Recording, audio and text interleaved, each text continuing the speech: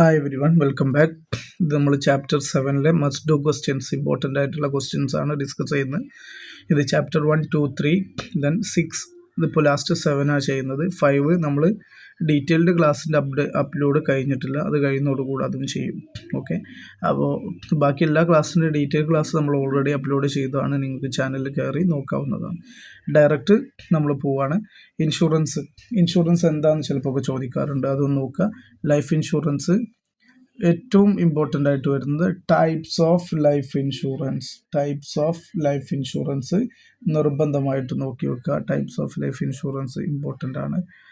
Okay, അതേപോലെ തന്നെ ഇവിടെ എൻഡോൺമെൻറ്റ് പോളിസി എന്താണെന്ന് ചോദിക്കാറുണ്ട്, ഹോൾ ലൈഫ് പോളിസി എന്താണെന്നും ചോദിക്കാറുണ്ട്.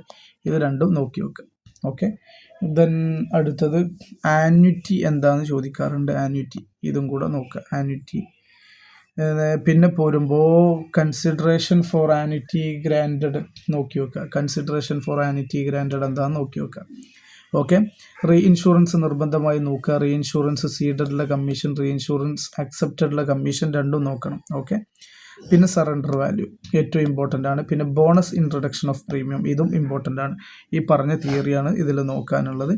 പിന്നെ life fund calculation. Okay, life fund calculation നിർബന്ധമായും പഠിച്ചു വെക്കണം. അതുപോലെ തന്നെ വാല്യുവേഷൻ ബാലൻസ് ഷീറ്റും നിർബന്ധമായിട്ടും പഠിച്ചു വെക്കണം. വാല്യുവേഷൻ ബാലൻസ് ഷീറ്റ് എന്താണെന്നുള്ള തിയറിയും വേണം. അതുപോലെ തന്നെ ഇതിൻ്റെ പ്രോബ്ലവും നിർബന്ധമായിട്ടും പഠിച്ചു വെക്കുക. അതിലെ ഡിസ്പോസൽ ഓഫ് നെറ്റ് പ്രോഫിറ്റ് ഇതിൻ്റെയൊക്കെ വീഡിയോ നമ്മൾ അപ്ലോഡ് ചെയ്തിട്ടുണ്ട്, ഒന്ന് കണ്ടാൽ മതി കേട്ടോ. ഇത്രയൊക്കെ തന്നെ ഉള്ളൂ ഈ ചാപ്റ്ററിൽ. ഏറ്റവും സിമ്പിളായിട്ട് സ്കോർ ചെയ്യാൻ പറ്റും. അതുകൊണ്ടാണ് ഞാൻ പറയുന്നത് ചാപ്റ്റർ 1 അതുപോലെ തന്നെ 6, 7 പഠിക്കുക. പിന്നെ നമ്മുടെ 2, 3, 4 ഇതും വലിയ റിസ്ക് ഇല്ലാതെ കവർ ചെയ്യാൻ പറ്റും. ചാപ്റ്റർ 5 കമ്പാരിറ്റീവ്ലി കുറച്ചൊരു മാറ്റമുള്ള ഇതാണ്, അത് ലാസ്റ്റ് പഠിച്ചാൽ മതി. ഇത് 1 കുറച്ചധികം ലെങ്തിയായി പഠിക്കാനുണ്ടെങ്കിലും നല്ല ക്വസ്റ്റ്യൻ കിട്ടും. 6ഉം 7 കുറച്ച് പഠിക്കാനുള്ളൂ, അത് അത്യാവശ്യം നല്ല ക്വസ്റ്റ്യൻ കിട്ടും.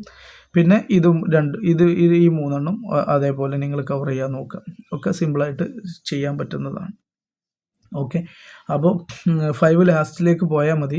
5 കുറച്ച് ഡിഫറെൻ്റ് അപ്രോച്ചാണ്, അതുകൊണ്ടാണ് നമ്മൾ ലാസ്റ്റ് അപ്ലോഡിൽ പോയത്. അത് റിസ്ക് എന്നല്ല പറഞ്ഞത്, പക്ഷേ ഡിഫറെൻ്റ് അപ്രോച്ചാണ്, അതുകൊണ്ടാണ്. ഓക്കെ, അതുകൊണ്ട് പെട്ടെന്ന് ലെവൽ ചെയ്ത് പോവുക. മസ്റ്റ് ഡു ക്വസ്റ്റ്യൻസ് നല്ലപോലെ പ്രാക്ടീസ് ചെയ്ത് പോവുക. അത് വലിയ ബെനിഫിറ്റ് നിങ്ങൾക്ക് ഉണ്ടാക്കും. ഓക്കെ.